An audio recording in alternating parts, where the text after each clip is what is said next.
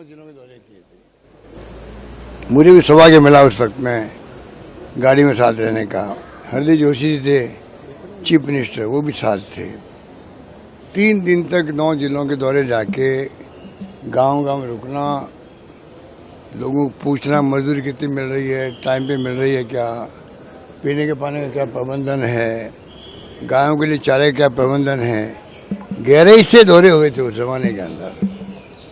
वो मैं कैसे भूल सकता हूँ, जब मैं पहली बार बना चीफ मिनिस्टर, तब तो 3-4 अकाल लगातार पड़ गए थे। आप सबको मालूम है, मीडिया वालों को, पूरे देश के अंदर चर्चा थी उसकी। वाजपेयी जी थे प्राइम मिनिस्टर, उन्होंने हमारी इमदाद करी गेहूं को लेके।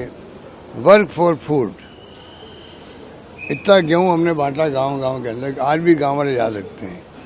उस वक्त तो सोनिया गांधी जी के, हमारी बहुत वरिष्ठ नेता अंबिका सोनी जी साथ रहा करती थी, जो प्रभारी थी उस वक्त हमने इतने दौरे किए, मुझे भी याद नहीं है, अनेकों जिलों के अंदर। उसमें विशेष रूप से तो बाड़मेर, जैसलमेर, जोधपुर, बीकानेर सभी शामिल हैं, अजमेर, मतलब हर जगह अकाल की सूखी स्थिति थी। वहाँ राजस्थान भर में दौरे करना बहुत बड़ी बात थी। गर्मी के अंदर, लू के अंदर इतने दौरे किए कोई सोच नहीं सकता। अकाल सूखे के अंदर उनका जो भाव थे हमारे प्रति, हम कभी नहीं भूल सकते। बल्कि एक बार तो हमें ले गई, प्रधानमंत्री वाजपेयी से मिलवाने के लिए खुद साथ चली। आप सोच सकते हो कि प्रणब मुखर्जी साथ थे, चिदम्बरम साथ थे, मिस्टर चिदम्बरम साथ थे, जहाँ तक मुझे याद है। विलास साहब देशमुख के मुख्यमंत्री थे तत्कालीन महाराष्ट्र के, वो साथ थे। हम सबको ले गई पीएम हाउस के अंदर, वाजपेयी जी से मिलवाया, मीटिंग करवाई वहाँ पर, और ये दबाव बनाया उनके ऊपर कि हमारे राज्यों में अकाल और सूखा बहुत भयंकर पड़ गया है, महाराष्ट्र के अंदर भी, राजस्थान के अंदर भी, उसमें आप आगे मदद कीजिएगा। उस वक्त जो हमें इमदाद मिली थी, अगर कोई इंटेलेक्चुअल इन बातों को विश्लेषण करे, जो करते भी है आज पूरे कंट्री में, जो उस वक्त के रिटायर्ड ब्यूरोक्रेट हैं, या जो जिनका इंटरेस्ट है, आज भी मुझे कहीं मिलते हैं, वो कहीं प्लेन में या कहीं पर, वो उस अकाल सूखे के प्रबंधन की तारीफ करते हैं जो हमने यहाँ पे किया था। तो कहने का मतलब कि कोई भी घटना विकास की हो, सोनिया गांधी जी ने मेरा इंटरेस्ट दिया। रिफाइनरी लगना असंभव था, HPCL ने मना कर दिया था। केंद्र सरकार के मंत्री जी भी रिलेक्टेंट थे, क्योंकि मजबूरी थी, कोई एग्री नहीं कर रहा था। तब सोनिया गांधी जी आ गई तो मनमोहन सिंह जी से बात करी, UPA चेयरपर्सन थी वो उस वक्त में, और रिफाइनरी का फैसला करवाया। और खुद आई थी यहाँ पर पचपदरा के अंदर शिलान्यास करने के लिए। मिस्टर वीरप्पा मोइली थे, मंत्री थे, पेट्रोलियम मिनिस्टर थे, तो आई थी। उनको हम कैसे भूल सकते हैं।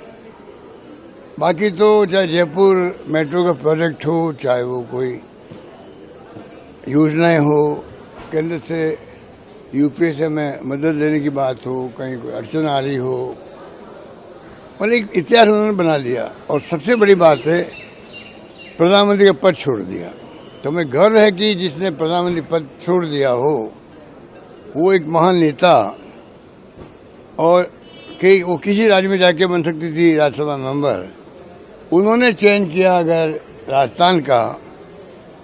आज ये खबर पूरे देश में, दुनिया में जाएगी कि सोनिया गांधी जी जो महान नेता देश की, वो उन्होंने राज्यसभा में राजस्थान से जाने का चयन किया है।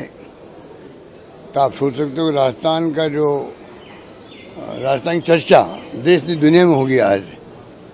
तो जो हमने कहा है राजस्थान के बारे में कि पिछले चुनाव कैंपेन में हमने जो गवर्नेंस दी राजस्थान में, जो स्कीम हम लेके आए थे, वो आप सब सामने के, और हमने विकास की बात भी करी थी। आर्थिक विकास के लिए हमने विशेष अभियान चलाया था हम लोगों ने। Right to social security act लाने की बात करी थी।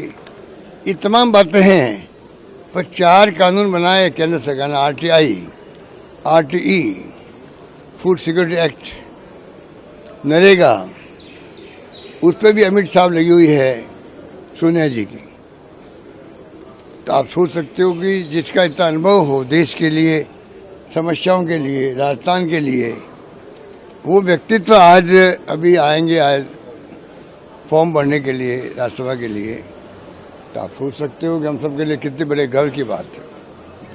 वो आएंगी तो मैं समझता हूँ कई योजनाएं तो भारत सरकार एनडीए गवर्नमेंट आज बनी हुई है, उनके भी कान खड़े होंगे। सोनिया गांधी जी का रिश्ता as a Rajya Sabha member Rajasthan से हैं, तो हमारी कोई योजनाएं होगी, हम दबाव बनाएंगे केंद्र पर, राज्य पर, उस पर भी हमें इमदाद मिलेगी उनके औरा का, ये मैं कह सकता हूँ। तो मुझे बहुत खुशी है, मेरे पास शब्द नहीं, किन शब्दों में हम प्रसन्नता व्यक्त करें उनके फैसले का। किसान आंदोलन भी फिर से